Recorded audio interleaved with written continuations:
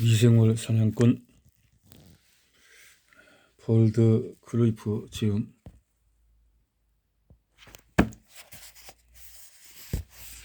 스팔란차니의 이름은 온 유럽의 대학에서 빛났다. 스팔란차니, 이탈리아의 신부로서 미생물 연구에 크게 두 번째 크게 연구한 이 성과를 내고 있는 학자입니다. 학회들은 그를 당대의 최고의 과학자라고 생각했다. 브리드리 대왕은 1712년에 그에게 장문의 편지를 썼고 직접 그를 베를린 학회의 회원으로 초대했다. 대왕의 숙적인 오스트리아 제국의 마리 테레지는 그에게 롬바르디에 있는 유서 깊고 몹시 황폐된 파비아 대학의 교수직을 제안했다. 화려한 위임장이 도착했다. 지체 높은 참의원이 밀사로 와서 편지와 황제의 인정으로 부담을 주면서 그 죽은 대학을 일으켜달라고 애원했다. 지루한 논의와 봉급 협상이 있었다. 스팔란차니는 항상 자신의 등지를 어떻게 들여야 할지 잘 알았다.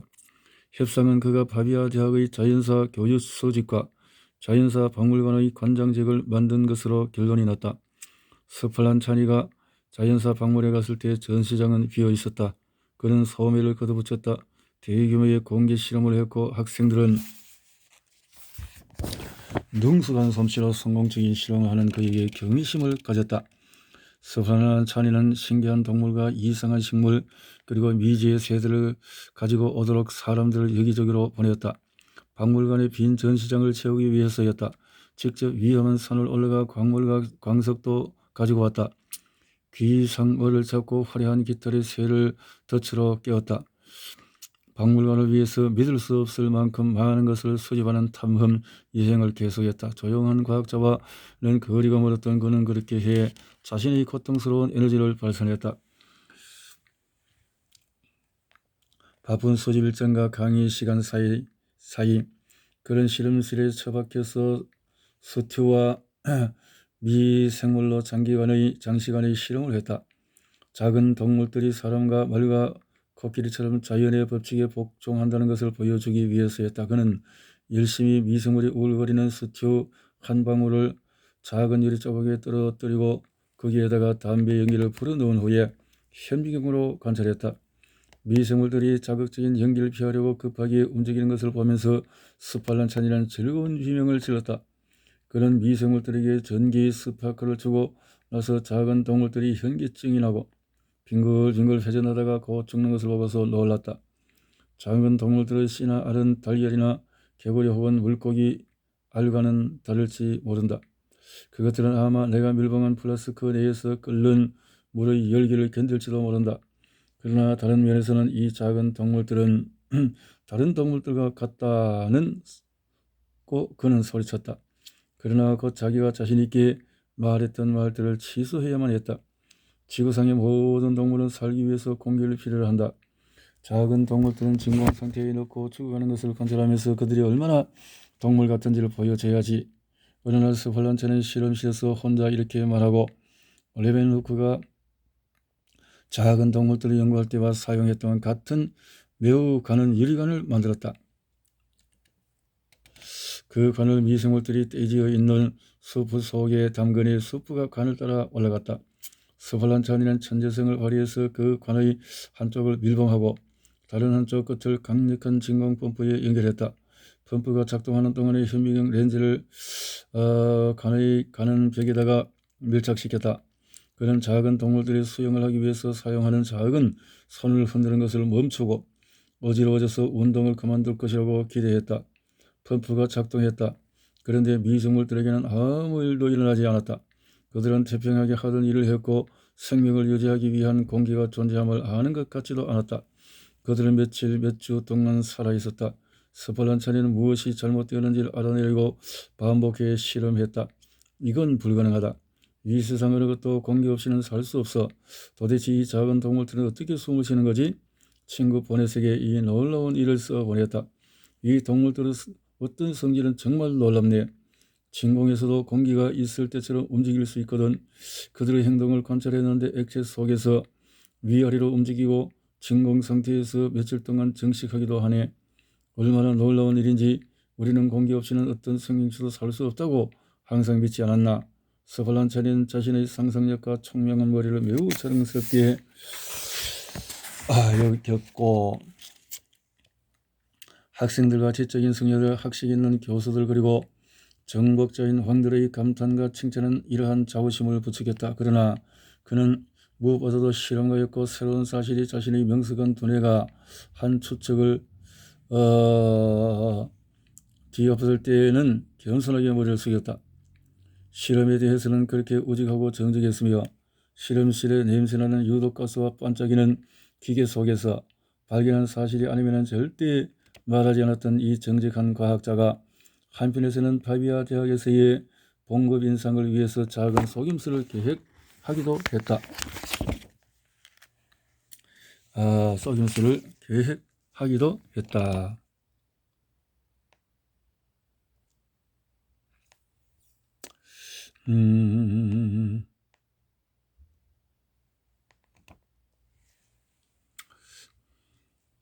축구 선수이자 등반가 탐험가인 서발란치는 비밀의 관리들에게 자신의 허약해진 건강에 대해 투덜거렸다.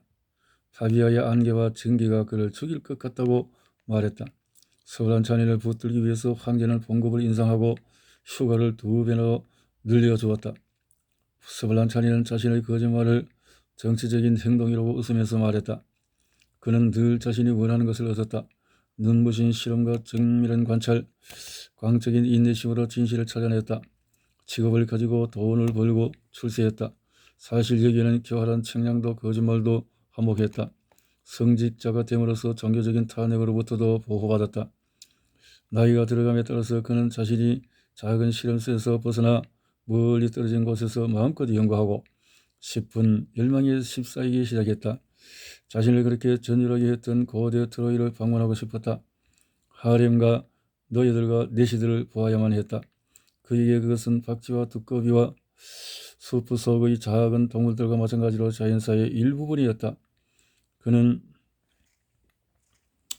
뒤로 이를 꾸몄고 마침내 요제프 황제는 건강이 악화된 그를 위해서 1년 동안 안식년과 콘스탄티노플까지 가는 여행 경비를 제공했다.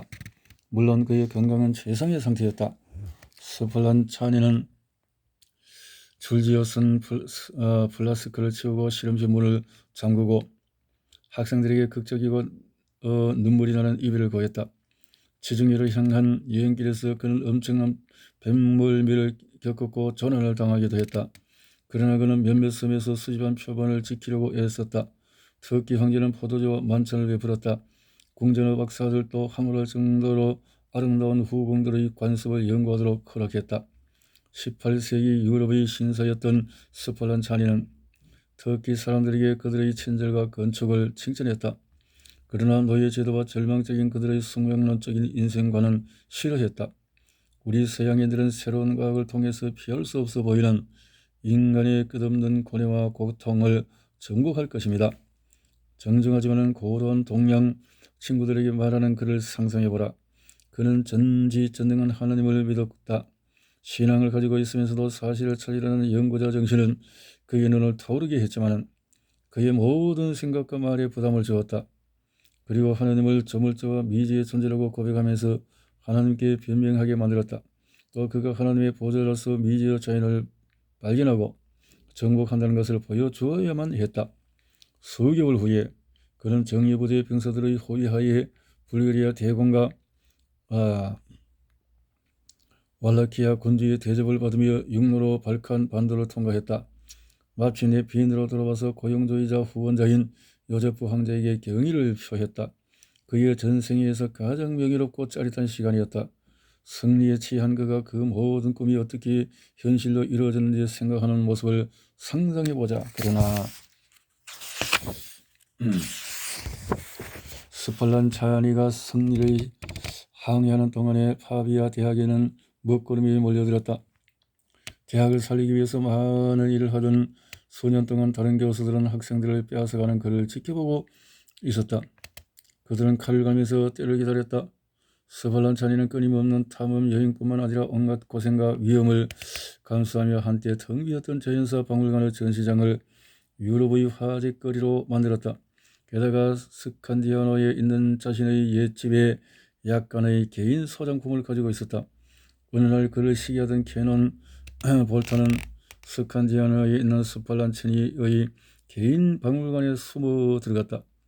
그는 코를 벌렁거리며 주위를 살피다가 악마의 미소를 지었다. 여기는 항아리, 저기는 새 한 마리, 그리고 또 다른 장소에는 물고기 한 마리가 있었다.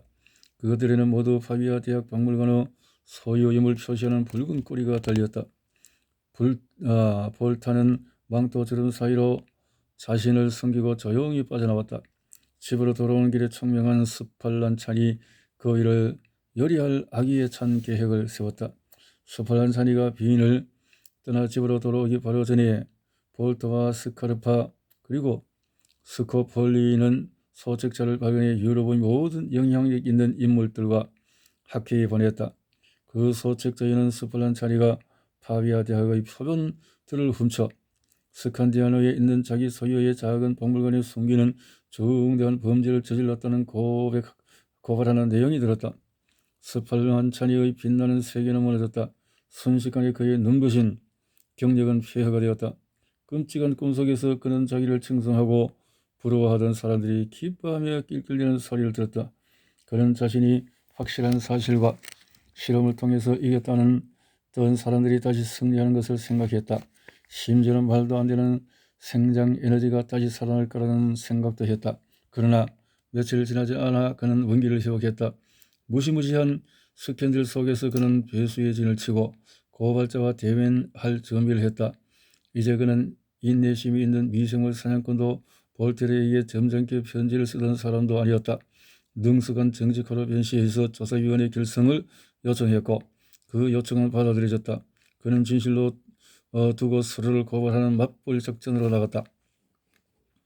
바비아로 돌아오는 길에 스팔란차니는 무슨 생각을 했을까? 아기에 찬 험담꾼과 예초정자들의 눈을 피해 슬며시 시내로 들어가는 모습을 떠올렸을까? 그랬을지도 모른다. 하지만 그가 바비아로 들어가는 문에 다가갔을 때 놀라운 일이 벌어졌다. 그를 숭배하는 한때의 학생들이 쏟아져 나와 그의 곁에 바짝 붙었다. 그들은 기쁨의 차 소리를 지르며 옛 강의실의 그의 의자까지 호위했다. 한때 짜증함에 차 당당했던 그의 목소리는 쉬었고 코를 풀면서 그들의 헌신적인 애정이 자신에게 무엇을 의미하는지를 겨우 더듬거리며 말할 뿐이었다. 그 후에 조사위원회는 그와 고발한 사람들을 불렀다. 여러분이 이미 잘 아는 스팔란차니를 생각해보면 어떤 일이 일어났을지 상상해 볼 수 있을 것이다. 그는 도난당했고 의혹을 받는 새들은 박쥐의 상태가 나쁘고 깃털이 덜 입혀졌기 때문에 대학 박물관의 명예를 훼손시킬까봐 단순히 빼놓은 것임을 위원들에게 증명했다. 분실된 뱀과 아르마.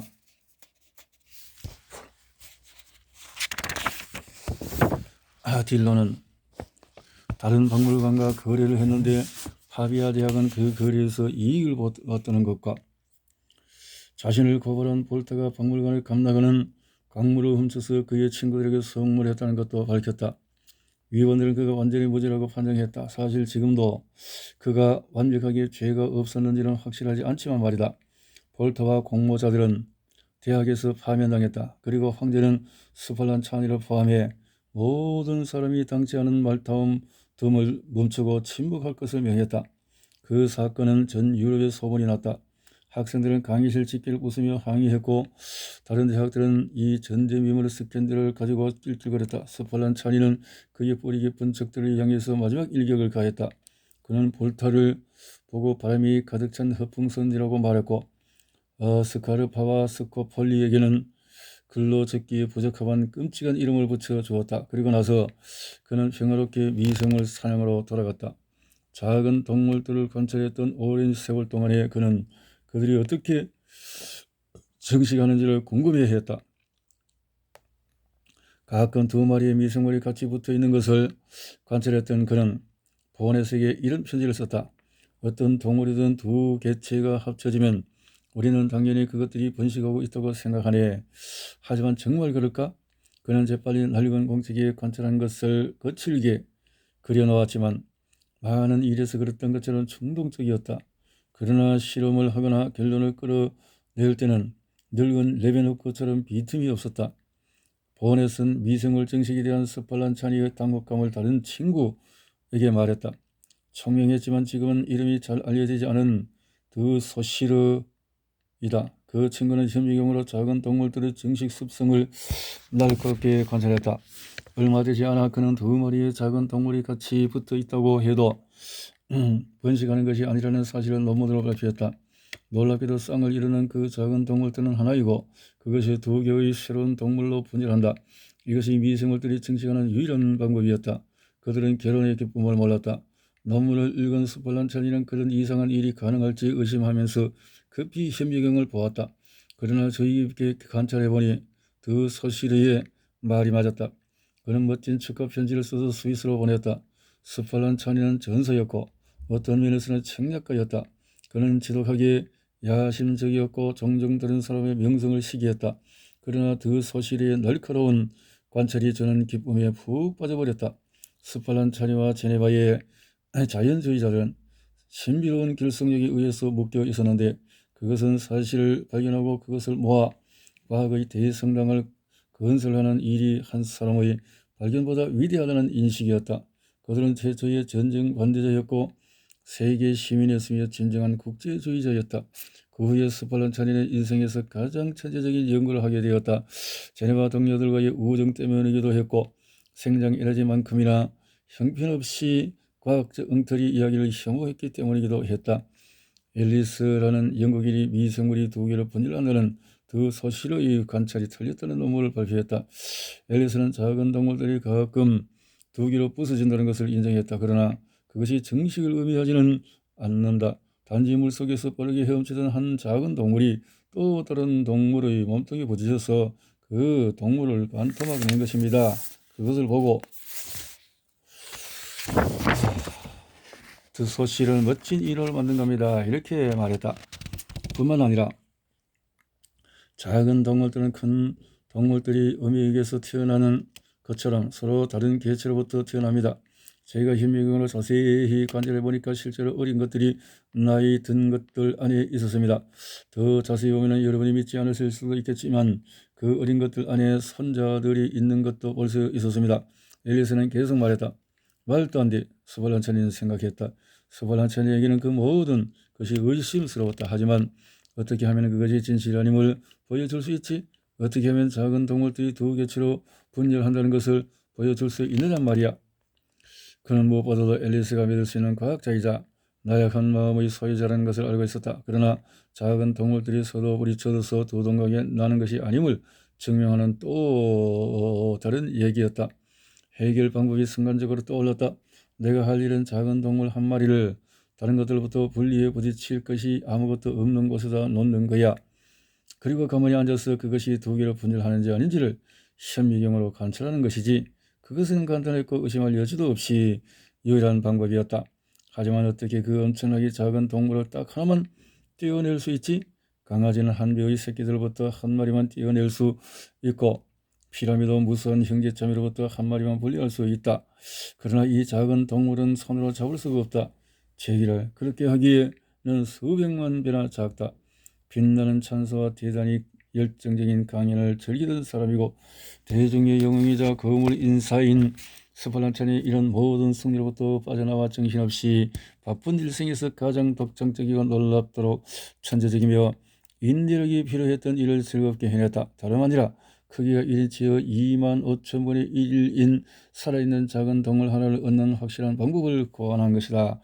그는 실험실로 가서 작은 동물들이 울거리는 수프 한 방울을 깨끗한 크리스탈 유리 위에 떨어뜨렸다.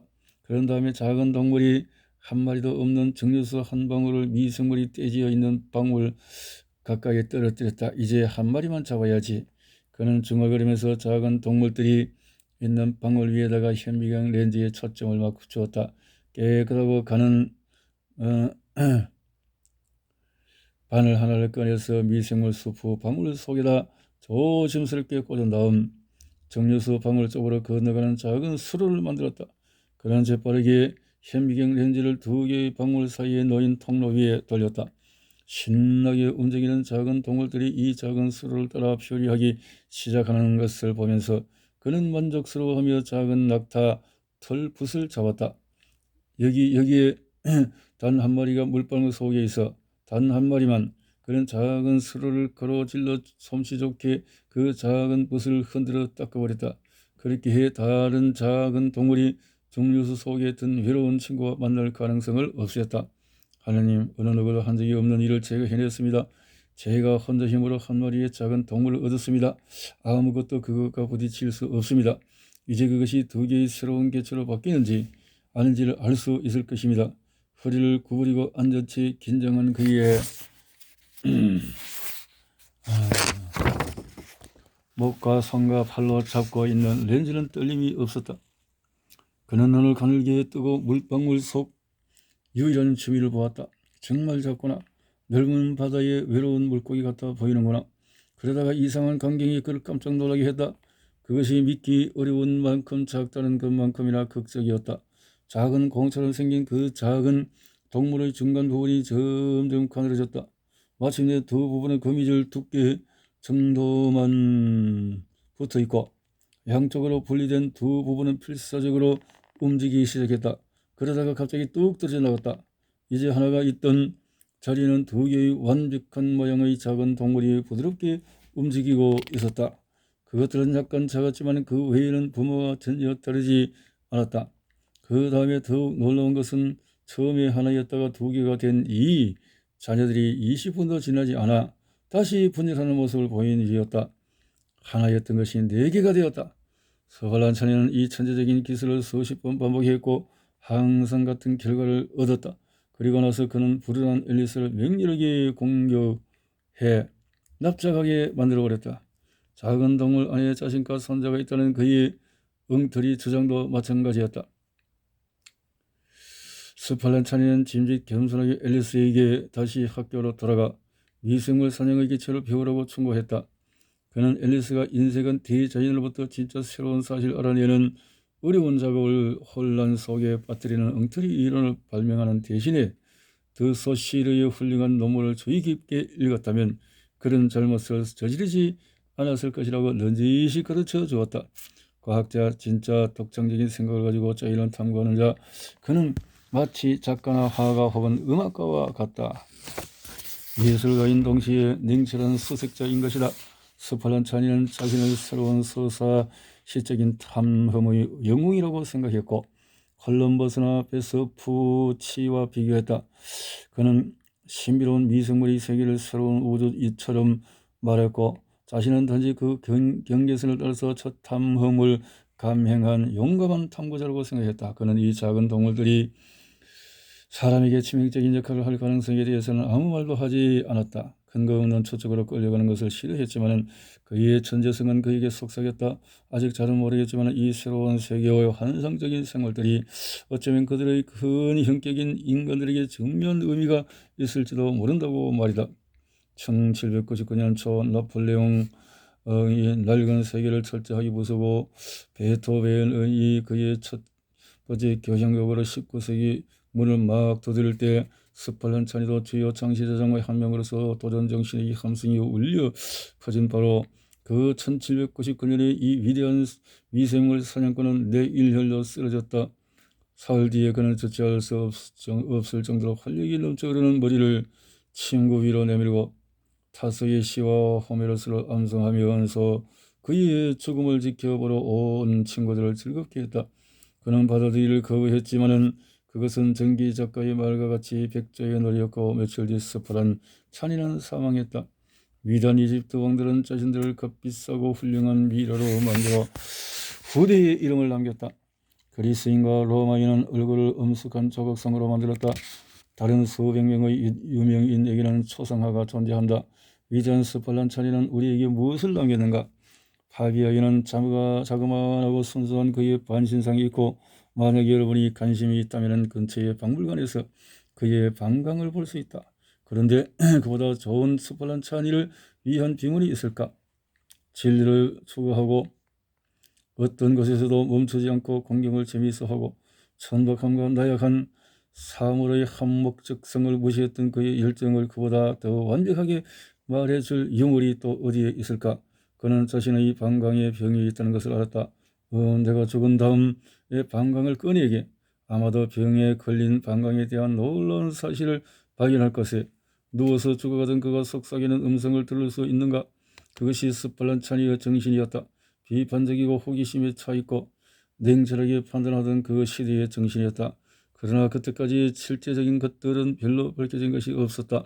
바로 그 시대의 패러데이 영국 과학자와 파스테르 아레니우스 스웨덴 물리학자와 에밀 피셔 그리고 어니스트 리더퍼드가 일할 수 있는 높고 깨끗한 집이 지어졌다.